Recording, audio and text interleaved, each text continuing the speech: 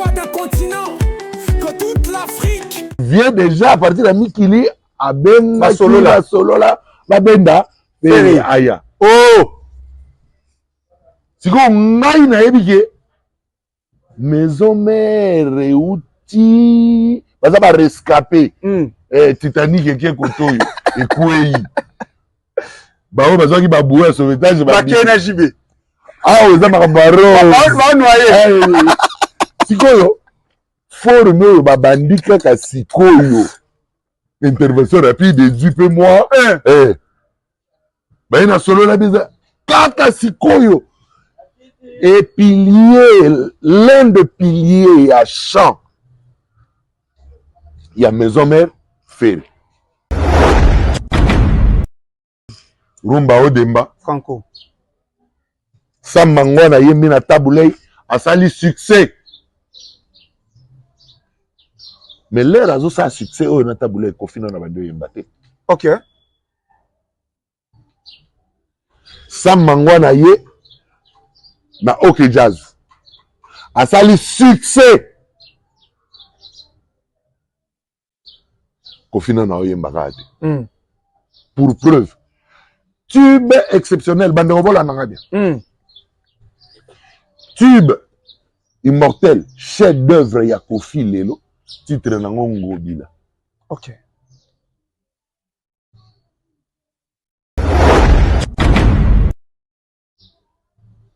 Vous comprenez? Natikali 0, natikali maboko pambaye. Moni nanga ke atikelinga sendaka. Ye akozonga na lela te. Mobembo ezali liwa te onazela yeo. Atako baseki ngai na nsima na kipa te. Masuwa ememi ye monano motako te onalela te. Chéri atikeli ngai foto napesi ye mpe oyanga. Ya talaka nga abosana te awagaze. Naleli nga anga na dangwe. Eteni amemi ye ya molimo. Onatikalise eteni na mipesi na yawe. Losambo nanga onzamba batelanga na ye. Tomona na lisusu.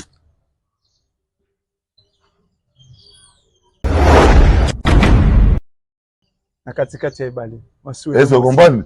Nzembo wana. Tube. Chef d'œuvre. Mais ce que yoki nzembo wana. Inspiration. Et balé à Zahir. Lutumba Simaro.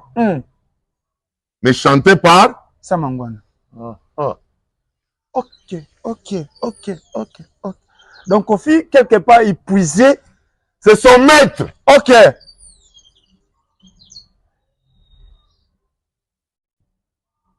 Voilà, chers fidèles internautes de GM Production, bonjour, bonsoir, ça dépend de l'heure à laquelle vous allez tomber sur cette émission. Merci Nabino Bao Botala Kabiso, vraiment, Nabi Kebouza ébélé partout dans le monde. Aujourd'hui, nous avons un réel plaisir, Yakoyamba, Papa Nabiso Ototala, Depuis Boumouana, Lévier, Charlie Kadima. Aujourd'hui, Botala Tala Eme, Lelo Yemoro Pena Rosolola, et puis Rosolola Nae. Bon, voyez, bah, na casquette au bon a été parce que Nabi que Papa Kadimaza n'a pas plusieurs branches oyo asalaka et bato belé na média bazara na difficulté yako faire exposer artiste oyo azali yako faire exposer art oyo ezakati na ye communauté et surtout partout dans le monde baïba. Mais aujourd'hui, je pense que bateau bon l'an d'émission bon vous avez la chance à comprendre qui est Monsieur Kadima. Et merci beaucoup na Papa Kadima Ningo Yambibi Solelo et c'est un réel plaisir pour nous. Bonjour d'abord. Bonjour Max. En tout cas, plaisir les a partagé. Merci. Na landi opé na musana yo ndingo zo sala. En tout cas, Koba kenda malembe kima ba polémique. Merci papa. Wana yo permettre yo aux un peu plus objectif au monde que audience na yo et komata mingi. Merci. Mbote pe na balandi ya chaîne na yo GM Production. Oyo bayambi ngai lelo pona mbala ya liboso. Ba fan na bazana kati, surtout la personne Yemoko Mayo Star, il est très fan de lui. Merci beaucoup Mayo Star na sepeli. Ya yo mbote yango wana yo libanga ebandi. Merci beaucoup papa Charlie Kadima. Et aujourd'hui papa toye pour tomeka un peu kosolola na yo sur la musique, mais plutôt plus si monsieur Charlie Kadima OP batala kayo beaucoup de Congolais bazana besoin vraiment nanga benga vie Charlie lokwa bakino. OK. Sozo ke ne papa ba mono ndire papa avec beaucoup de respect. Les vieux Charlie Kadima, Congolais en a besoin à Yebayo, pas seulement Congolais, communauté africaine, communauté OP Bazakali Banda, Batala Monsieur Charlie Kadima, mais Bazana un peu difficulté à comprendre qui est Monsieur Charlie Kadima. Avant d'abord, au Mekempe ko solo la sérieux, na quartier latin Monsieur Charlie Kadima joué quel rôle? Na quartier latin nazaki directeur de marketing et de production. Nazaki pratiquement na musala ya ko tenir image ya groupe, ko assurer promotion nango, et puis ko signer ba contrat pour na ba production ya groupe quartier latin. Donc musala nango wana na yaki kozwa yango nyonso mibale lipo liboso nazalaki kaka na marketing, c'est-à-dire promotion, image et tout. Parce que nous avons marketeur de formation. Nous avons ATL+, il y a Jean-Pierre et elle et Ikabe, mon premier patron. On appelle ça le sacre pas Azali. Il y a une chance. Il y a gérer espace. Oyo tozaki nango na antenne A. Leur antenne A est bandie, c'est la chaîne privée. Première chaîne privée, antenne A. Leur est bandit. Azaki kosala magazine moko télé temps libre. Donc ezaki lokola genre ya ba podium na Bruxelles kala ba o ba na Bruxelles ya leur wana ba ebi ezaki ko publier ba programme ya ba télé ndenge télé ko diffuser. Alors ezaki awa semblable nango ezaki télé temps libre ya Jean-Pierre et elle Ikabe. Et c'est quand leur ba chaîne e bandi ko koma ebele awa il fallait ko gérer ba programme nango ko publiaka nini chaîne na chaîne ezali ko diffusé. Alors, antenne à l'air à Bandi, vous avez un espace où on a boulevard des artistes. On a concevoir émission, boulevard des artistes. Dans le programme, il y a une émission où on a lokola tozalaki antenne azaki na nuna essai technique. Et hier au sala siko que ngai nazaki ko gérer yango na bandi siko ko diffuser album ya Kofi Magie. Nga na sala promotion ya Magie na antenne A. Et utaki na nini? Et utaki na embargo ba pesaka Kofi na presse ya Congo. C'est histoire wana. Pour Kofi azaki oyo yebi ezali ya marque. Ya marque tabu. Non, zongo déjà. Wana ezali ya mbuyibwebu. Bapesaki yango akoleka na média moko te bakokomia na journal moko te bakosala na nini te. Mais pendant que azwi embargo wana, pendant que yaki tourner na poto, awa ba libéraliser secteur ya média na Maréchal Mobutu na feu Maréchal. Antenne aye au salema ya liboso. Ngai nazwi espace na kati. Ngai na yebi ke vie na ngai ana conflit na ba ya média ponga na za na univers ya média. Et pas immorté album azo bimisa et beta. Est-ce que vous comprenez? L'air va yé Popo Lipo Beniko zéro faute. Ngana itaga yé na mweka ya poli wana vinanga. Bana lingwa la nyonso na pesi bino. Lelo yé na zepe ba solo la lisute ba tata bon, en tout cas ce qui vient à yébike ngana appétit na ye, c'est vrai ya kala depuis ba année à 70 quelque. mais soki nazongaki lisusu pembeni na ye ezali grâce ya Popoliko. Ouais. Parce que moto arrivaki kopesa ngai cassette VHS. OK. Il y a ba clip ya magie. L'air bango ba zongi po kofi atikalaki orchestre ezongi. C'est qu'on a déjà nazo gérer espace. C'est qu'on tous dans la période d'essai technique. Au moins période d'essai technique il y a variété la variété. OK. C'est qu'on variété mususu na beta eza. Exact. Kofi. Magie na magie. Et bandi et sili na bandeli. Et kei et sili na zongisi. Vous comprenez? Tu vois, il y a pas place à ça, ayoki ka ikoke. Kuna, magie zo pela. Chez nous, antenne A. Yo na yo. Moni. Yanga boka libanga na V12. Ah. Okomi siko ya. Ah, yanga boka antenne A na V12. Aboka pe Charlie Kadima. Na nzembo wana. Aboka pe Paul Mukengi. Parce que bateau ba alaki l'air wana la kata. Full la magie. C'est-à-dire to pompa yango embargo échoué. Donc nzembo yo kani batu ba yo koleka ndenge bango bakanaki. Est-ce que vous comprenez? Ouais. C'est-à-dire na des joies embargo ya médias congolais Mobimba.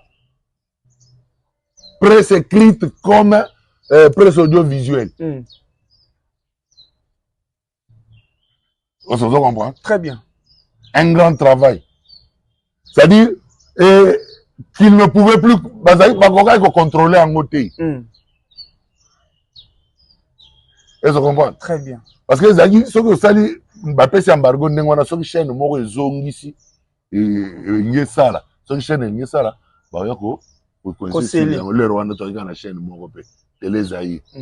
RTNC. C'est comme la presse écrite, et belle. Na radio, peut que tout ça, qu'on a un monopole. Moi, je cas. Exact. Si vous l'air va libéraliser le secteur, on a dit on a côté. Si vous ba chaîne nyonso oyo ya privé bandi ko fungwama. Ba bandi ko zo base de données na bango c'est pas na biso. OK. Si vous manger bando tambola ce qu'on a ba chaîne. OK. RTNC soit très moko. Bloqué. Presse écrite na kati. Bloqué. On va bouger. Bino dia bo fungwa mikuna. Kofia zonga mais en guise de reconnaissance nango yango yoka antenne A. Et ayiga pona RTNC quoi. Télé Zaïre vous comprenez? Vous jouez quel rôle entre toi et monsieur Faustin Diatta dans le quartier latin? Faustin Diatta est directeur de production, l'heure nganaza comme occupé dans marketing. OK. Mais l'heure nganaza lo banoko tu makambo nyonso ya magie oyo. Nanu nazu ba fonction na quartier la tete. Na quartier la tete. Wana na osala ngolo kola vie na nga. Vie na petit na. Bango ba yebi na bango yete wana yaya na nga. OK. Bon, bango balingi ba bomela nga yaya nga nazo zongisa yaya na nga na place na. OK. Musa na sala yango. Et résultat na yango ti boti ba succès nyonso elandaki nsima. Ba Olympia ye ba Zénith ye ba Bercy ye na nsima nyonso ya promotion yo totombolaki le Rwanda. En parlant de Olympia Zénith, aux gens les Solomon Betaka Lobby, faire goal à l'Ingakaya quartier latin au moment où Koffi Olomide a Obeta Olympia. Yondo Boyaka. C'est ça le seul. Mais n'importe où on a maison mère na succès faire na vie naie, comment est-ce qu'il y a un côté quartier latin? Maison mère et auto salema. Bakei, je crois, voyage à Liboso et à Poto. Ou bien mi balé. Entre deuxième ou troisième voyage. Quartier latin et Zoya. Mais bah mission batikali ba sala l'académie. OK. Tourouana. Il fallait te reconstituer un noyau awa. Nde Koffi confia kanga tâche ya ko sala recrutement. Eric Touti abete la tolo keza qui est. Bon, Eric Touti tango wana kutu alaki na ba problème ya santé. OK. Oui. Na liza ntina ko relater yango. Parce que lisolo beta makeyi mutu azali na tâche wana ya ko recruter balola ba c'était Papa Charlie. Levé Charlie la nanga yi. La nanga la obetelo lisolo. OK. Yango to na source authentique hein. Eric Tuti ayaki kokota na équipe lorsque il fallait aussi sur ça le recrutement. Leur équipe il faut essayer et comme asikoyo internet ba banda travailler sur le répertoire. Le Kola c'était le seul chanteur. Oyo azaki de ancien temps répertoire et ancien temps. Yango wana yaki pona répertoire. OK. Mais recrutement il était Tikabou Papa Charlie. Motoyer yokana biso kasi nazo biso vérité. Ba découverte. Recrutement eza yete. Bon. Motoyer ko senga ngai. Na sala recrutement wana ezaka kofite. Ezaka mama ami que son âme repose en paix. OK. Ba ye ko kutanga na galerie d'Ixelles na ya Joniko. Papa Charles ndeko na yo azana posa na yo alingi asolola na yo yaza kobenga ngai Papa Charles parce que kombo ya papa ya bakofi Charles ya Gwepa mama ami azali kobenga nga Papa Charles en reconnaissant donc en référence ya mobali na na ibisinga bi aucun problème ezate. Vieux Johnny Gozana no invite. Bulukaït, grand prêtre botu oke no lukaye bosaka ne. Vieux Johnny ko informatique pam de Monaco Asiabo Marc Bolan. Prêtre. Nandenga mukile. Yende master ya beaucoup. OK. Yende master ya Banyarkos. Prêtre. Est-ce que vous comprenez? Très bien. Bayana maman. Ah, tobengi Rambo na mikili Rambo a rappelé to solo linaye. Ah, oyebi ke la situation wana ba mission tout ba kiye ka ndingo yibsenga OK d'accord. Pona yibsaka yango avant que tu connaître la situation telle. Mais ça qui a prédit ngai yango na zolo banoti. C'était quoi l'idée au monde qu'on est ngai na yebi na yepe ayebi. Est-ce qu'on comprend? Donc vieux les savait que ba mise ba okima. Ah parce que ngai mutu na yebi sakai. OK. Ngai mutu mususte. Na master na Ibrahim. Ana mali siko. Prêtre lisusu. OK. Na pesi ya wape Amza Cham Mbote, Amzata. Bakanisi Yuba, Amza zana Dakar sikoyo. OK. Baza ba ami na nga, ba baza ba West Africain. Ba malien. OK.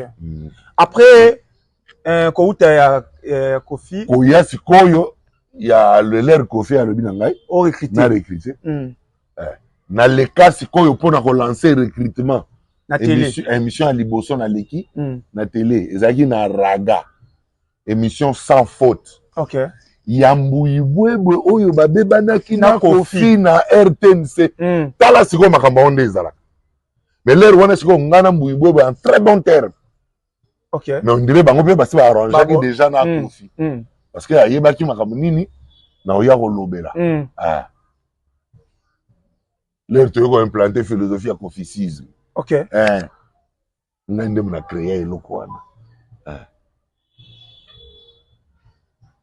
Donc na lancé appel ya kobenga ba chanteur nyonso ba yembaka ba guitariste ba nani na ba danseuse ba ya na 5 sur 5 tozali na recrutement à partir ya jour tel ti jour tel de telle heure à telle heure ngai l'heure to yeto bandi ngai na proposer na Kofi na lebi na evie. Il faut tous aller un instrumentiste moko oyo aobanda ko conduire ba instrumentiste oyo to bando recruter azala na base alobi Blanchard na Kinshasa tu veux récupérer Blanchard c'est-à-dire na recrutement ya quartier latin na ba musicien mutu na loba to zalaki na ye na recrutement ezali Blanchard ni atezolo OK ouais parce que le recrutement wana to salango 3 personnes Ngai, Rocky Blanchard, 150, mètre 150. Mais c'est 150. Ah, pour y aller, il faut gérer. Bah, équipe et travailler en gros. Banani ba quota, banani ba quota te ba tika libanda. Donc pour full les agis à 5 sur 5 ya sakanate. Les Rwandais Eric tout ya zana ba problème ya santé makambo na zoloba. Place aza yibi. OK. Ah. Donc il y a ça salaire de recrutement. Yé koya lorsque l'équipe il faut travailler répertoire à quartier latin. On a déjà recrutement ici. Il y a salaire de recrutement na mutu. OK. Il y a travaillé dans quartier équipe pour on a solidifier bango na répertoire. Alors après donc na salaire de recrutement ndето créer génération Bercy. Génération Bercy c'est quoi ndenge ngai na yebaki équipe on a recruté soki ba telemi madusu et yoka na te na équipe équipe. OK. Confie que tu étais. Ngamo na nduliste. OK. Ngaza fondateur ya Eden Musique. Ozagi rival ya Wenge Musique BCBG 4x4. Fondateur na Ngonga. C'est-à-dire na musique na makila. Atako to bandi ko ba chez Belé mais ils en makila. OK. Mais attends. Kofi Olomide artiste ya Trump na ye. Na renommée internationale. Auti ko beta Olympia na Zénith. Atikela yo au sala recrutement. Soki a na confiance na yote ayebite ko niveau na yote na musique. A au sala jamais. On parle des quartiers latins. Donc, quartier latin international. OK. Équipe Euto Longwa, ba Suzuki, ba Sam, ba Modogo, ba Bouro, ba Somono, ba Mboshi Lipasa. Zipa Kazeo. Oui, tu as dit départ, il y a ma case. Zipa Madusu, oh, nyonso, ba Lebu Kabu ya Bakei. Ba Beni Kozero Faute, Bakei. Donc, quartier latin à moitié. Presque. Baro benga te. Baro confier ko confier yo yango te soki ayebi savoir na ya musique. OK. C'est pas possible. C'est pas un profane. Hein? C'est un professionnel de la musique qu'on fait le milieu. Moi, au quartier latin, ça orchestre, ça la répétition pendant 9 heures. 18 heures. OK. À 8 heures, tout le monde doit être au lieu de la répétition. 9 heures, juste répétition. Vous en pose vers 13 heures, 14 heures. Vous dame, vous payez vos zongeli. 18 heures, répé vidéo. Après, c'est le transport. Vous ne savez pas boulot. Voilà, boulot, boulot yango. Donc, vous avez de 9 heures à 18 heures. Au lieu de travail.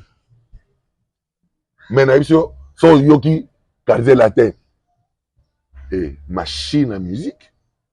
OK. C'est quoi ba longwe bangotu.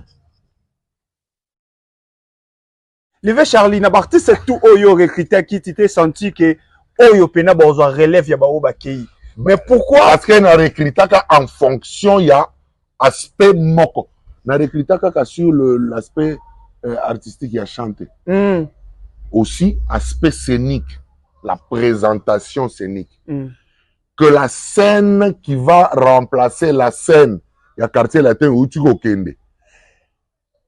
et à la scène il y a que liduso nani ezomonana que nani boazate place na ye exact OK oyoka ngo te so tali boye omona lidusu te so tcheli to yoki oyoka pe absence te. c'est ça le travail qui avait été fait dans l'équipe à Génération Bercy et réussite totale parce que via longola ta mutu moko te sikoyo les rois nande biso to dauti ko structurer équipe na créer noyau na ngawana Kofi bazongi loger na intercontinental nabima na couloir boye na tika vient na chambre nabima na couloir na monifere. OK Or vient déjà à partir de Mikili à benga solo la babenda aya oh siko ngai na ebike maison mère outi baza ba rescapé Titanic qui kotoyo ekwei bao bazaki ba bouer sauvetage ba kena jibe ah oza makambaro ba noyer sikoyo forme oyo babandi kaka sikoyo intervention rapide dupe moi baye na solo la biza kaka sikoyo et pilier l'un des piliers à champ il y a maison mère Ferry parce que so ba longoli ya yeboy liwa wera kufi mais pendant ce temps Kofi na wera baza à bon terme moto Dieu na petit nez ara makamne na ndena est-ce que vous comprenez mais l'air donc ngabi non et simbati na isa Ferry zonga non nanda mokolo bo yambaka ye botuni ye na bise siko nanti siko te na yo yero sa nini ya ote vie mutalo ina na yanga biti yo place nezawa te merci na loba ne boye po batiki yo na voyage moko yango lingolo ngwa orchestre zonga place na yo awa ezate kende zonga o fuki ngi ke samsana ba na so ba zongi voyage na chant wana na album uto sala oyembi to oyembi te na yembi est-ce qu'on kanisi que l'air babando sala tourner bato ba tourner yo wabi fere zonga ko zonga ya fere elobama te eyokana te fere alobango te nga pe na lobango te sous le projecteur ezaki ka entre vous entre ngai na ye ndenge babenganaki mpe na vie nga nayebi te ezalaki na coulisse ndenge basololelaki mpo aya mais nga tokutani na couloir mama na comprendre ke bafragilize mpo nayebi équipe wana ya maison mère baluka kobenda yango plusieurs fois OK sikoyo na comprendre ke baresir kobenda oyo zonga lero oyo te so okati lero oyo nao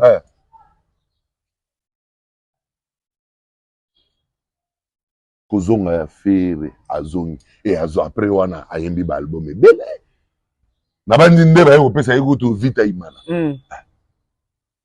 na bandi après wana bavoyage nyonso etikala akende atikala lisusu te comprendre mais ntango mosusu soki ayokaki ngai te lere wana ntango mosu alinga azala fere egola oyo aza lelo te parce que même koya na ye oyo ayaki koya sikoyo na quartier la te lokola Kofi azalaki kaka na posa na ye suka nango azwaka ye kaka te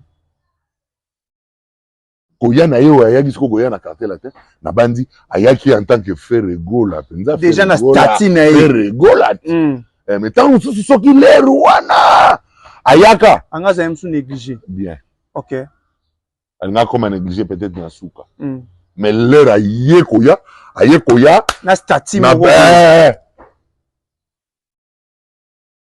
c'est ça le management de la musique OK il faut savoir comment gérer les tempéraments des artistes si on ne sait pas comment gérer les tempéraments, parce que c'est boukanara facilement. Sur le bateau, il y a des Levé Charlie, par rapport à tout ce que tu as vécu dans le quartier latin, et Batumususu, Baibako Pembe na Kofi Olomide, Bakofifi, d'autres personnes, baza, d'ici à Omona, Balobi, Levé Charlie, a joué humilié Kofi. Parce qu'il y a quelques émissions où tu les kawa, tu es occupé na média l'Obama. Pourquoi vous gardez reconnaissance sur Anate, il y a Kofi Olomide au Zalanae, au Travayanae. Vous gardez reconnaissance, na robé ta explication mais na oloba non na ko humilier ko fi ngai net nga na ko humilier ko fi ko comparer na Samangwana alors les humiliation te OK donc na yoki bato ba be ngai mwamba lebele o ba le bi o humilier ko fi na humilier ko fi nazo senga na landa lien émission on attend les émissions nini na sagina na le makambo ya Samangwana je crois na beti en émission na Zulu donc so il y a intitulé émission na yeke na humilier Kofi Charlie ka di ma humilier Kofi non na humilier Kofi toye baka ko sala la part de choses. OK. Toyebaka kotia moto na rang na ye. Kofi est grand, très grand. Mais dans toute la grandeur de Kofi, il ne vaut pas à la grandeur de Sam Mangwana. Wow. Parce que Sam Mangwana est immensement grand. OK. Sur le plan communautaire ou bien sur le plan d'abord sur le plan artistique. OK. Les valeurs intrinsèques. OK. Il y a artiste en tant qu'artiste. OK. Sam Mangwana est immensement grand. Mais cela ne nie pas la grandeur de Kofi. Kofi est grand, qui va le nier? Sam Mangwana, les exploits qu'il a fait, des eaux là qui sont potentiels. C'est le seul artiste qui a chanté en 10 langues différentes il y a monde. 10 langues internationales. OK. N'a limité même Michael Jackson à ça là. OK. Sam Mangwana est le seul qui a chanté dans 10 langues internationales.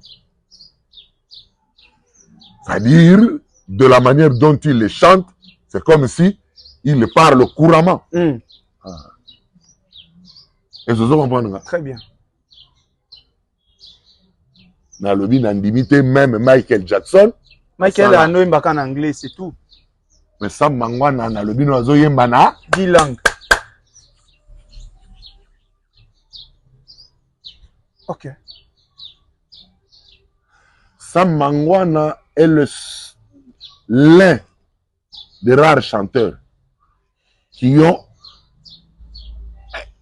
excellé Narumba Fiesta et excellé Narumba Odemba.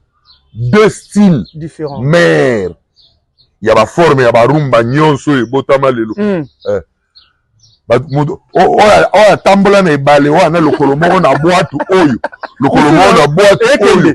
Akenda ki ya bande bandela keti na suka komi. Sam Mangwana. Ezaka ayete bien sûr. Mais nandombe opetum baza ba mibale o basala yango. Papa babindombe. Papa babindombe. Rumba Fiesta Taboulé. Rumba Odemba. Franco. Sam Mangwana yembi na Taboulé a sali succès. Mais l'air a ça succès au na Taboulé Kofi na bando yembate. OK. Sam Mangwana ye na OK Jazz. A sali succès. Kofi na yembaka. Pour preuve. Tube exceptionnel. Bande vola nanga bien. Tube Immortel, chef d'œuvre ya Kofi Lelo, titre nango Ngobila. Ok.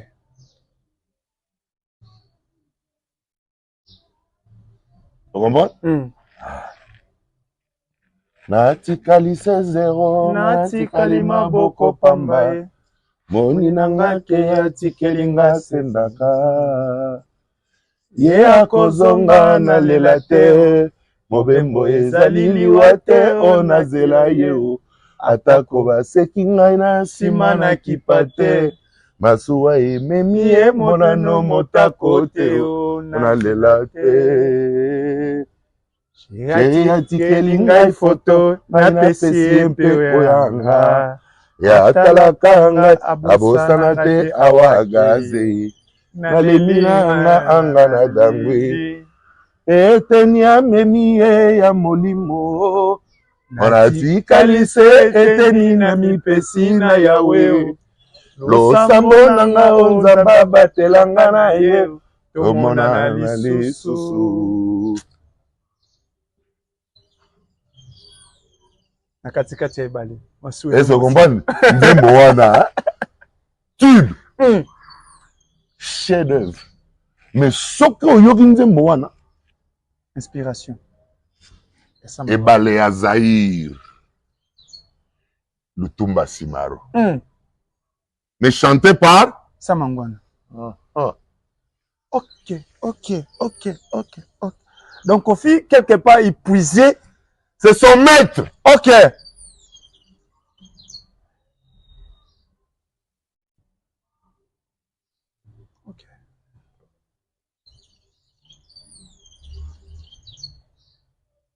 On va comparer Jackie Chan na maître Païté. Jackie Chan, aza un extra, mais ce qui est moi comme il devait mettre Païté. Il s'agit de nous. Est-ce qu'on est à quoi humilier? D'autres personnes basées en gros par rapport à l'humiliation. Donc, ça va où va mailler l'été. Par rapport. En tout cas, on a comprendre la humiliation.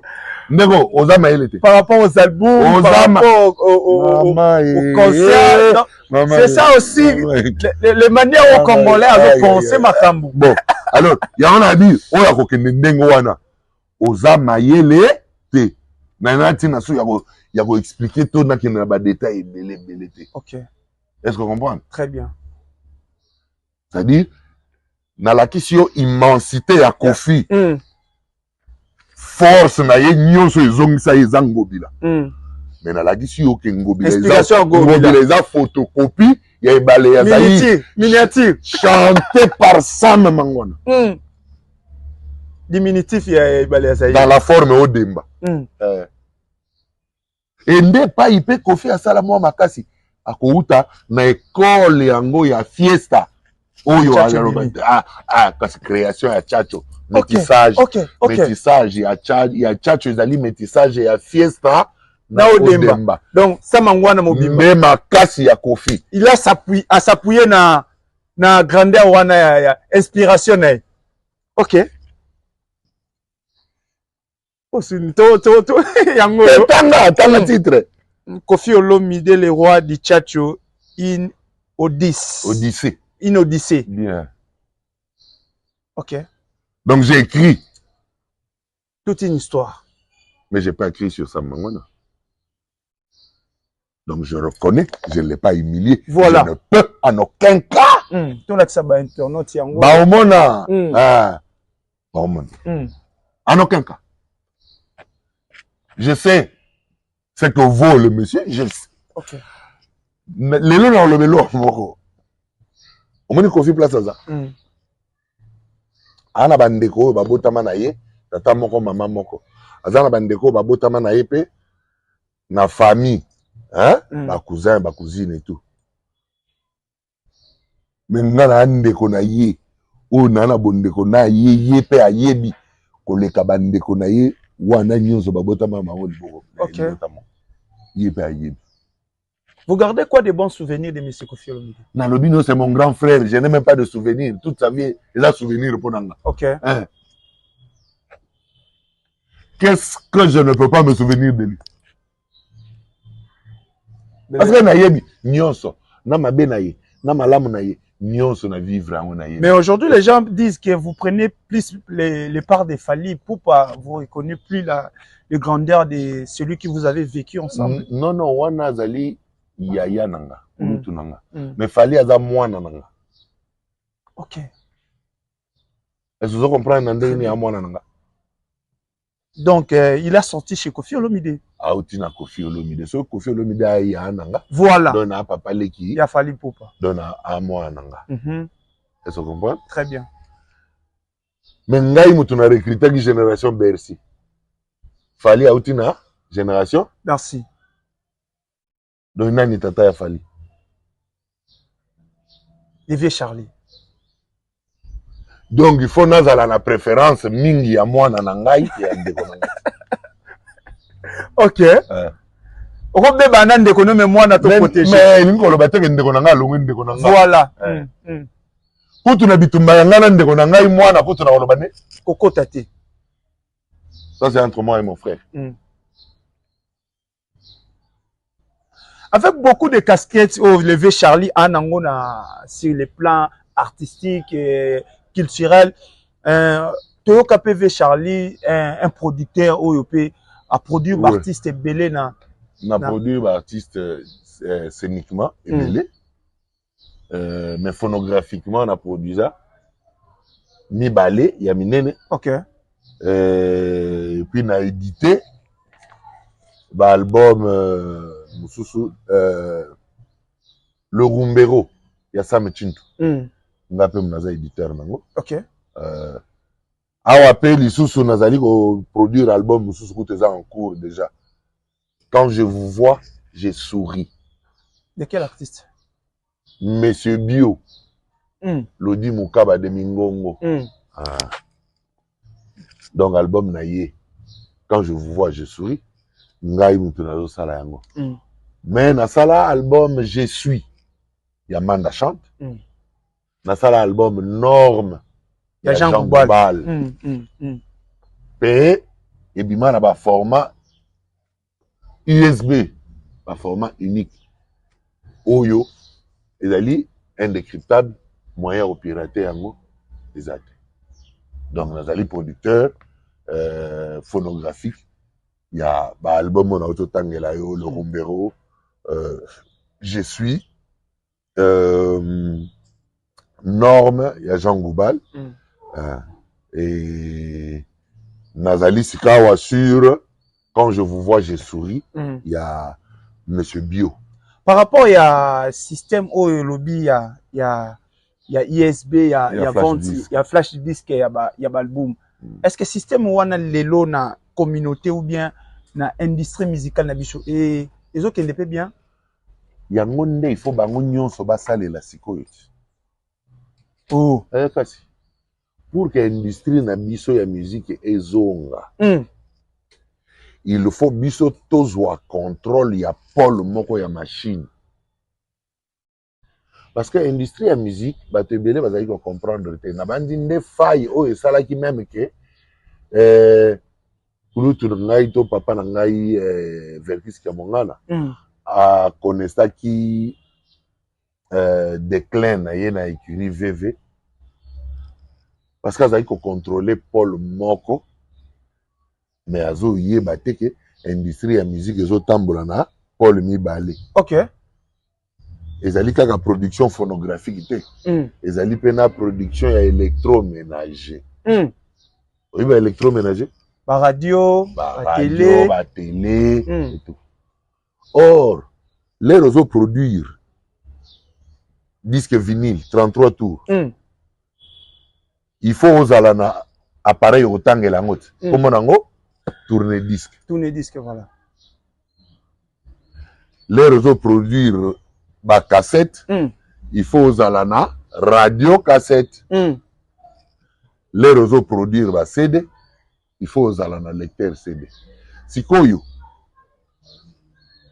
patron ya industrie ya musique lelo ya major ya ba major nyonso ya production ya musique comme ne Sony. Sony musique lelo azo contrôler carrément industrie ya musique na monde pour nani parce que azali ko créer ba électroménager soko tali na kala Sony azalaki marque ya radio azali simplement ka ba électro mais sikoyo pour à comprendre il fallait aya ko récupérer à contrôler ba pôle nyonso mibale ya industrie. OK, il fallait à changer format. Alongoli bato na tourne disque na cassette, amemi bino na CD. Atikali nano na cassette lokola zalaki parce que so tel koto ya ba disque au mona ya ba Philips, ba Toshiba, na ba radio non na ba tourne disque. Na tourne disque voilà. Mingi ba Toshiba, ba Philips, ba Sanyo. Ba Sony eye koya et puis eke na ba radio cassette. OK? Aye ko créer bouleversement à l'industrie en voulant contrôler l'industrie musicale. À lancer ma lecteur CD, à garder cassette,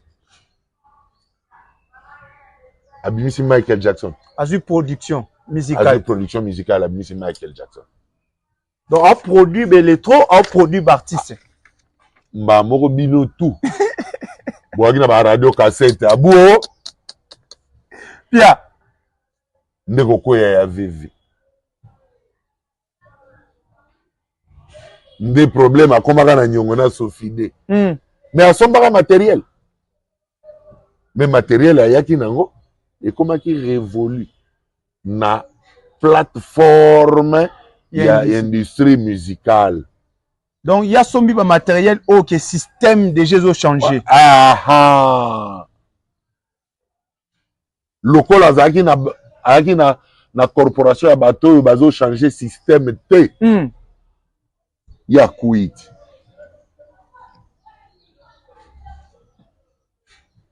Machine est changée mobimba. C'est pourquoi on a mené ya aza premier des musiciens tika même na Bralima. Arrive dans la poto. Parce que bah il s'agit déjà que awa industrie dai. OK. Vergis muta fongola ge petit nanga les a faut tenga. Na ko kaso ko contrôler de bato ba CD ba ko di CD ndenge yeli. Siko lokola CD awa. Ezalaki na plateforme ya ko contrôler ya ngote. CD akelo ko électron libre. À contre piratage na réseau ya industrie musicale. Moyen ba industriel ya mike oyo bazo simba ba industrie musique ya mike ba survivre. Exact. Piratage côté. Éronger. Sikoyo format oyo ya USB on abimisaki nango na ba Manda chante. Na ba Jean Goubal. Yango na ko bimisa na ba Sam Chinto. Yango na ko bimisa yango na ba Lodi. Le système port ISB, est-ce que beaucoup des artistes ou les artistes congolais sont déjà au courant que... En tout cas, presque déjà. Mais pourquoi on met en place pour la consommation et congolais pour l'instant. Et c'est l'État. Aïe ba nengeni ni siko to sala.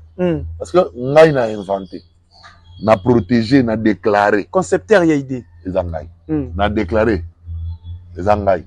Mais sikoyo pour na kozwa ba artiste nyonso wana ko produire bango ko tia bango na plateforme moko et c'est na mbongo siko ngana na mbongo ya ko produire ba artiste nyonso tokoki kaka kutu ko produire ba oyo baza invité tokoki ko récupérer ba album tina ya wendo boye ngona si eyenga boye ngona format ya sika ezongeli susu na commercialisation. Donc bah comme au lieu au somba CD au lieu au somba bande cassette sombi kaka album en flash. En flash. OK.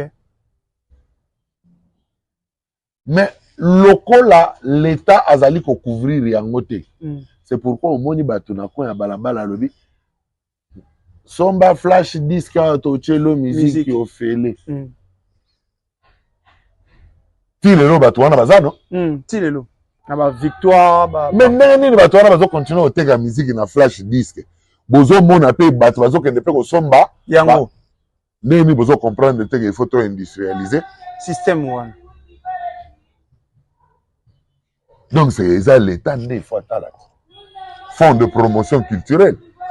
Levé Charlie Kadima, par rapport à cette idée, est-ce que aujourd'hui qui tente à un peu qu'on lance un message dans l'artiste congolais, projet ezali projet moko soki tous les artistes ameki ko tia Pierre Naye awa bango non baza ba bénéficiaire. Artiste bakoya oui baza ba bénéficiaire oui, mais l'industrie musicale doit appartenir à l'État. Ok. Est-ce que vous comprenez? Très bien. C'est-à-dire, il faut l'État a créé un partenariat avec un individu, avec un ambition. Et na lobbying moko. L'État congolais, Charlie Kadima, na Sokoda, ce qui a créé partenariat moko ba omisato, industrie de musique. Ok. Industrie de musique et partenariat oyo industrie auto créer et ko contrôler industrie de musique en Afrique mobile. Ok. Oui. Parce que OMPI, Organisation mondiale de la propriété intellectuelle, na Nairobi, nazo pesa yo ba élément illustré, a reconnu la clé USB musicale de la République démocratique du Congo comme le moyen le plus efficace pour lutter contre le piratage. Non seulement le piratage, mais perpétuer l'industrie de la production musicale dans le monde. Ok. C'est-à-dire, même l'OMPI croyait déjà que l'industrie musicale est coufie. Mais à mon avis, la République démocratique du Congo a un apport où il faut perpétuer de génération à génération les œuvres des artistes. L'État n'a biso azo mona nano te.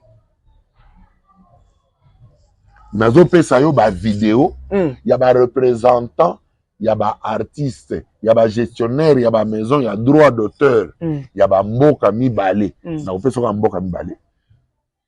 Oti ya bango.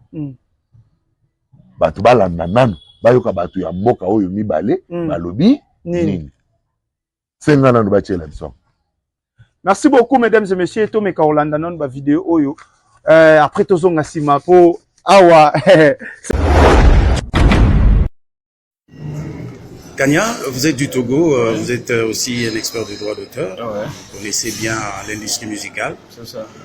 Que pensez-vous du concept SP musical que vous venez d'avoir où on a mis les albums des artistes? La clé ISP. Non, mais vraiment, je suis très ravi par rapport à ce concept.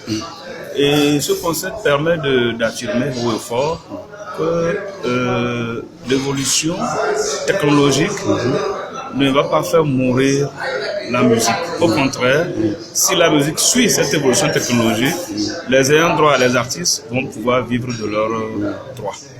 Parce que avec la cassette qui est partie, le CD est parti, et beaucoup ont perdu espoir et ont pensé qu'il n'était plus possible de pouvoir avoir des revenus. Mais ce concept que je viens de voir est un concept original qu'il faut vraiment encourager.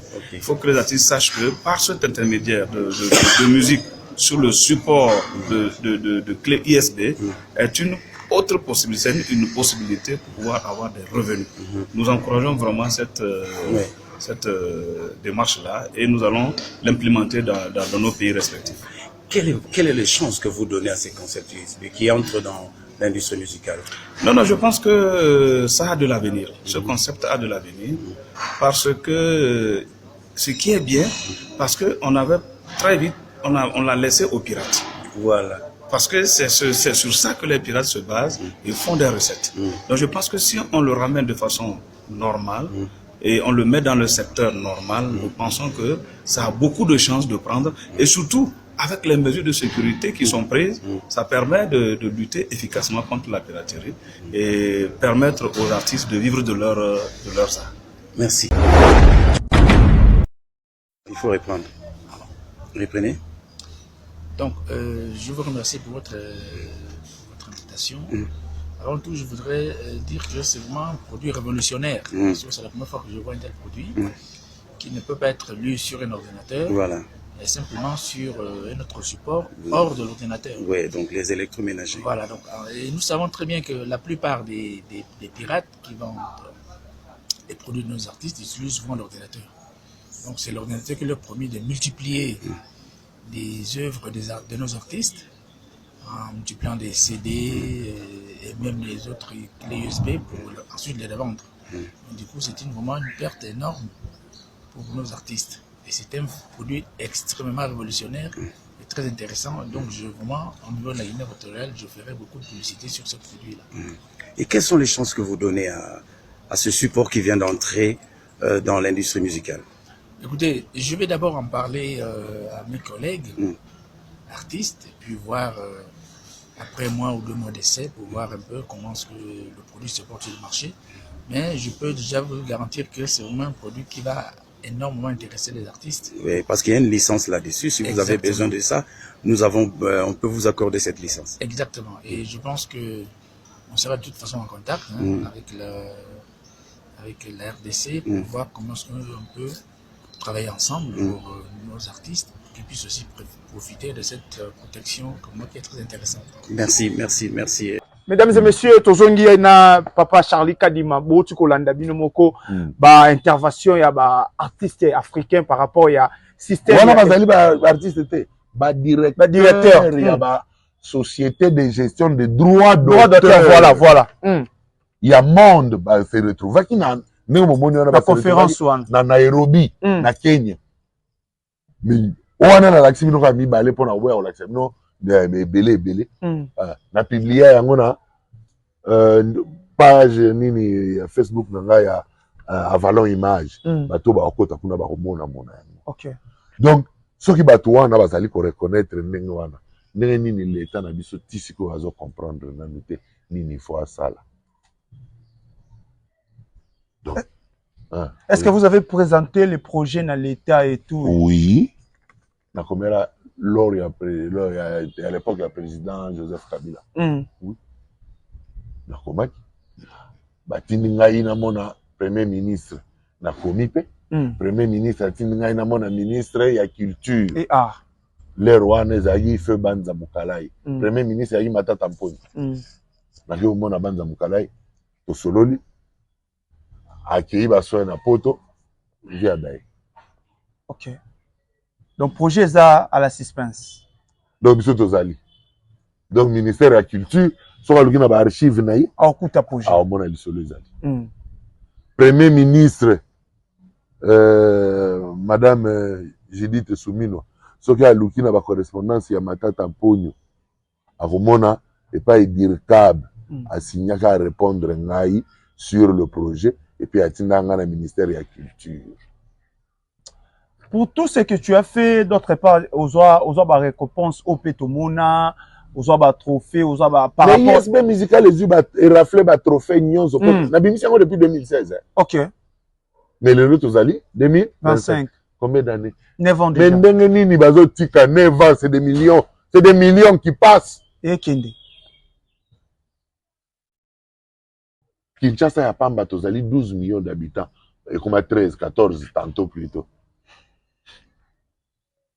Nazo zwa échantillon ya 1 million. USB musical oyo bouti kolanda wana bomoni. Soki toteki yango eza na audio na vidéo. OK. Na ba clip eza likolo. Nyonso na kati. Soki bateki yango na $10. Donc on prend un exemple kendenge fallait bimisaki album Formule 7 en C2 ou était comme ba FNEC bozui yango bochango na port USB. Bien. Botekeli congolais. Congolais. OK, na $10. Na $10. 1 million d'exemplaires. On a 10 millions. Est-ce que vous comprenez? Est-ce que vous comprenez que les artistes congolais sont des millionnaires sans le savoir? Bah, on a été neni ba comme un millionnaire. OK. Yangoyo. Na pesi yo forme. To s'appuyer na forme to zombong. To lokotango lokwa.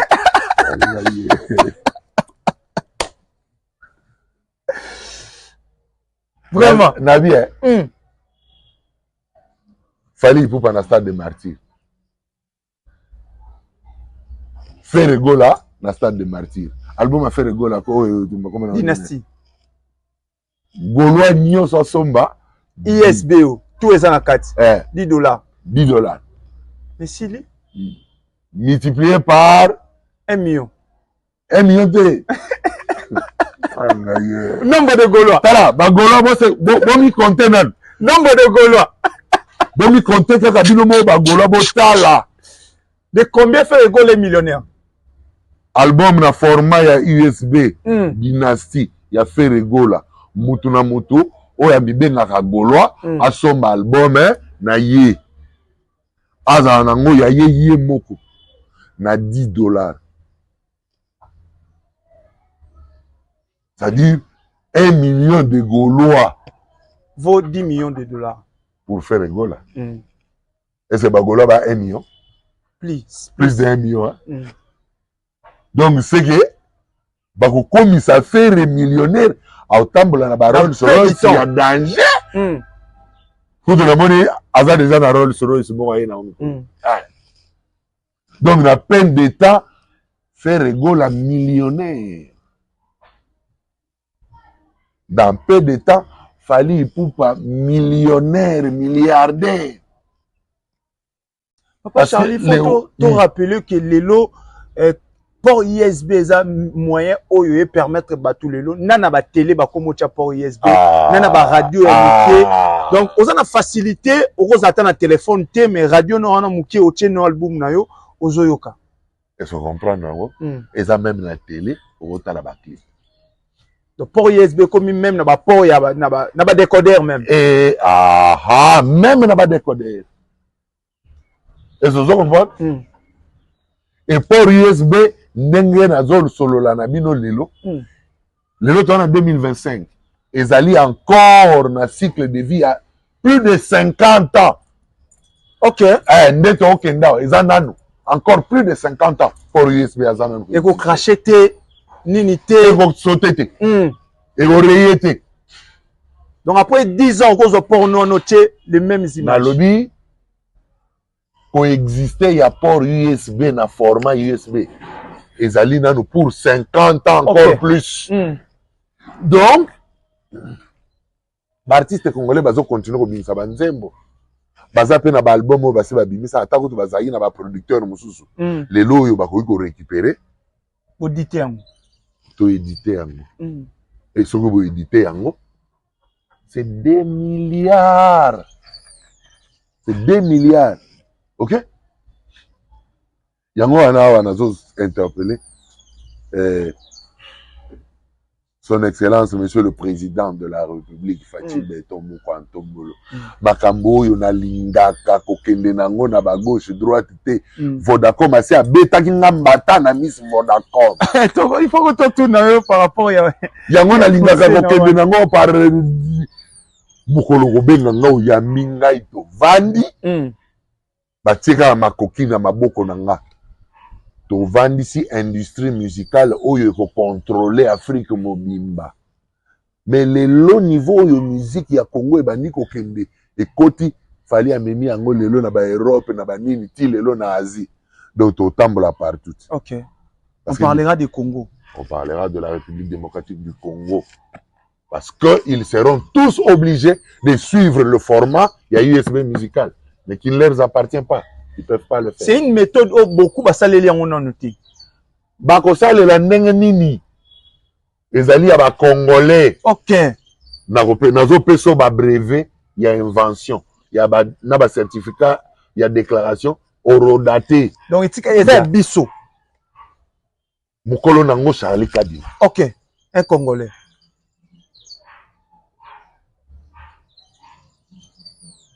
Est-ce que vous comprenez? Très bien. Awa nazolo ba na peso ba donner, bango ba illustraka. Ba illustraka. C'est-à-dire RDC a besoin patronat, il y a musique. Et ceux qui te le disent que Fally na biso lokola za congolais. To produire rien ou mais bon to kaye kaka na USB partout pas bon consommer. Maman nangaye. T'as la projet. Est-ce que vous comprenez? Très bien. Parce qu'on a pas fan ya fali ya lelo. Bah Wario. On a obligé il y a aussi kaka. Ma ma fine kezate. Na le bien. Parce que fune ka oya ça bino bon pia. Akanga. Bon peut ça support na bino na ba doté. Voilà, OK. Mais il se sentira obligé. Obligé. Aoya senga l'état congolais. Pardon Fachi. Format na yoana. Champion nga penate kapo. So na tegite. Na okangako. OK. Est-ce que vous comprenez? Très bien. Ya mwana nazo senga lisusu Fachi beto mu kwantomolo na bandeli lisusu nazali ngai na yo obeyi ngai tovandi to sololi ti soki tosilisi pendant 30 minutes na bimi na nga na kei yo oyeba nini osala na ngai. Voilà, merci beaucoup les vieux Charlie Kadima. Je pense que aux apena Sousso il faut qu'on toka mai parce qu'il y a beaucoup à dire mais ngongeza ngonga. Les vieux Charlie to nalanda yo congolais communauté partout au batala ko bayo kaka na be mission na yo ozalaka toujours na une partie oyo o mekaka mpe ko beta par rapport ya procès na yo na Miss na Vodacom oyo jusqu'à l'élection na cour de cassation. Beaucoup na niveau nini par rapport ya procès wana. Donc de na ba avocat ba zawi sangaka l'affaire est en cours. L'affaire est en cours ti na sengaki audience loko les ali pe affaire pénale. OK. Na cour de cassation. Donc le pénal qui tient le civil en état parce que le civil pour le droit d'auteur tozana cour d'appel à Kinshasa Gombe. Mais action moko ya pénal les alaki pour Vodacom a contesté cap procuration spéciale il y a DG Gérard Mwaka. Alors ba funda biso pour tentative d'escroquerie. OK. Ngai Vodacom na Mwaka. Mais après ba condamné biso na tripé toyoko kende en appel na tribunal à grande instance ya Kinshasa Gombe. Ba quitter Gérard Mwaka, ba reconnaître procuration na que Zaki a fauté, Zaki signé dans l'exercice de ses fonctions. Donc il fallait continuer cours nango.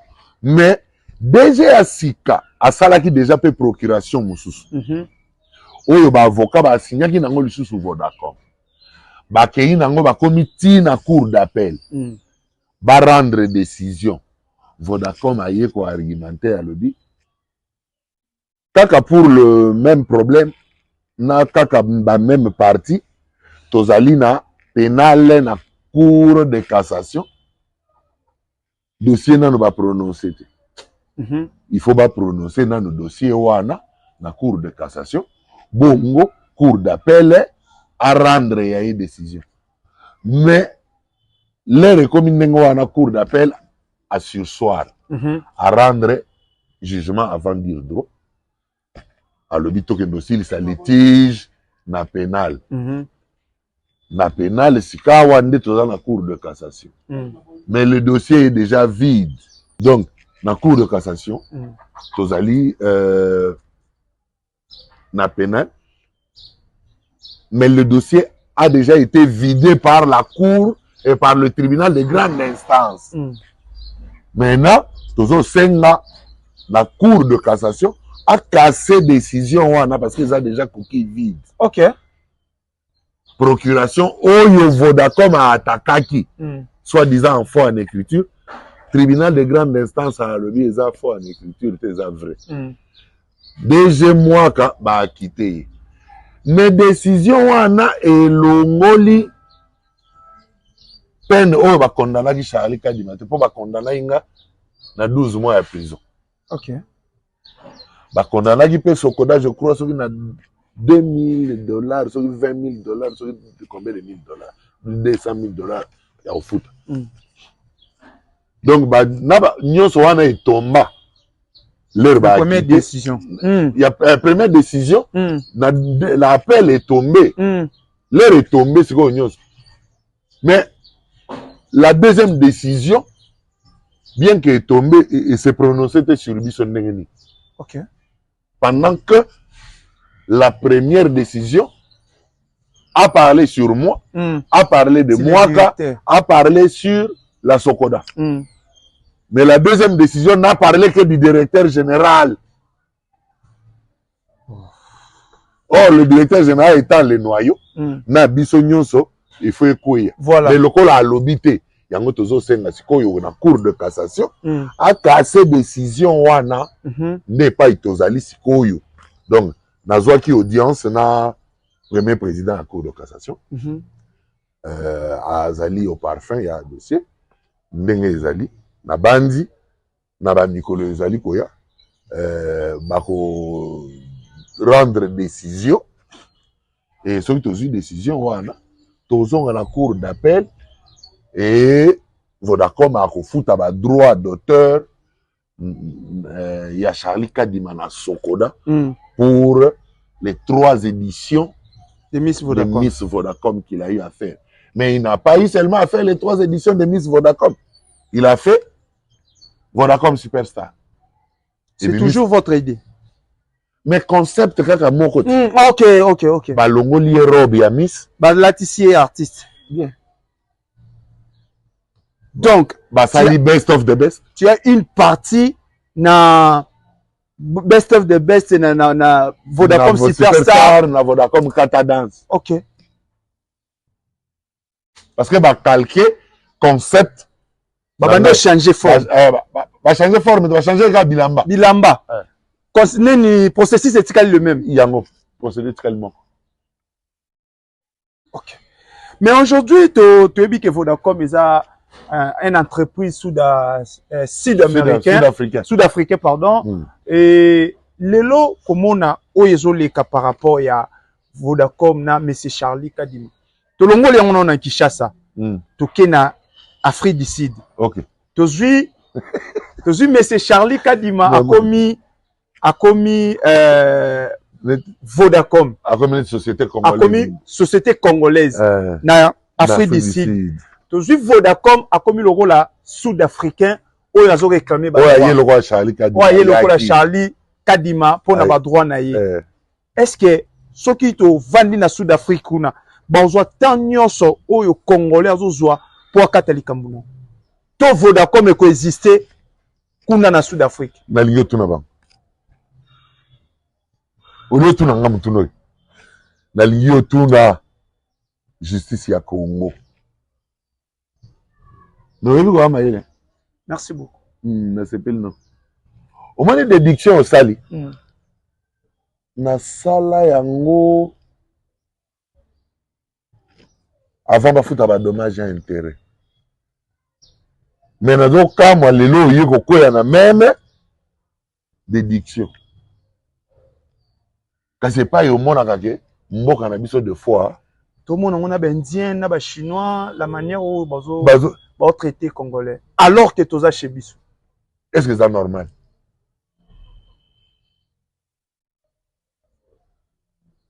Est-ce que c'est normal? Ndenge nini biso ba Congolais tozo nyokwama et pas ina biso moko pe bazo nyokola biso nde na ba société ya ba étranger po ba na mbongo ebele po biso to ba bola po biso to koma na mbongo moko nini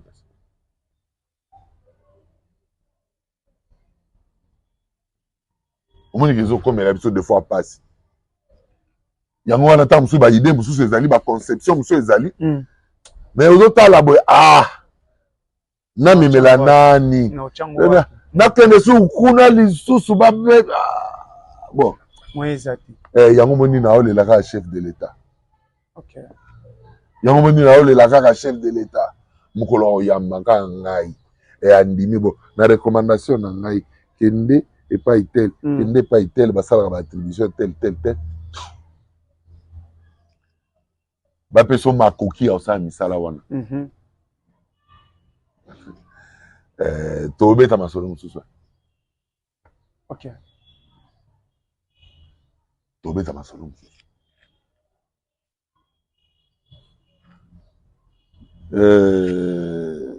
l'air moko sala ka pasi omoni l'air au sel déduction yo na yoki pasi En tant que Congolais, ils sont pas si makasi. Au Botama Namboka, tu as le droit d'être protégé aussi.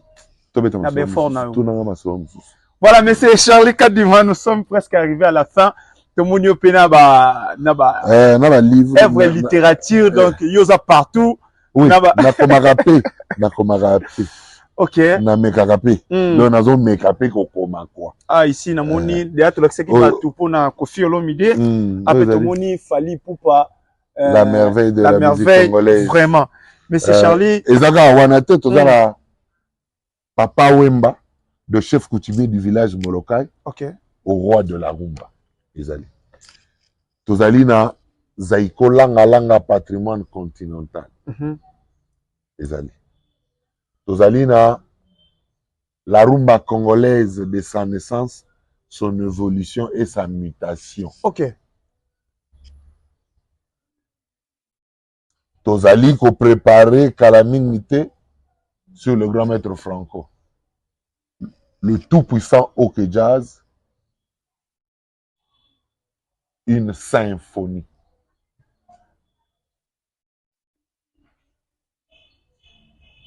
Nabandi vous allez attendre sous contribution de ce tika pour la génération. Ok. Oyo ezali koya. Oyo bakobanda ko balingi ko c'est déjà consommable les livres. Oyo ezali na ba manuscrit. Ok. Donc en plein au commandant nous kaka. Nazali na ko koma ah to comme une étape à correction. Yango wana awa nazo pesa mbote na bandeko oyo ba pour soutenir et surtout pe ba on a besoin ya ah nazo pesa na mbote na bandeko bazo participer na correction. Ok. Na moni awa Herman Bangibayo na moni Kaki Akewa na moni Didier Bokelo na moni Kurutu Jean-Pierre Eyal et Kabe pe na zengi Jean Goubal na besoin de Jean Goubal pour la correction surtout yé pour na livre ya Zaiko langa parce que abeta pe na Zaiko ok azali na histoire so benana luka pena ya papa Jean Goubal ça bien so yambi osala bien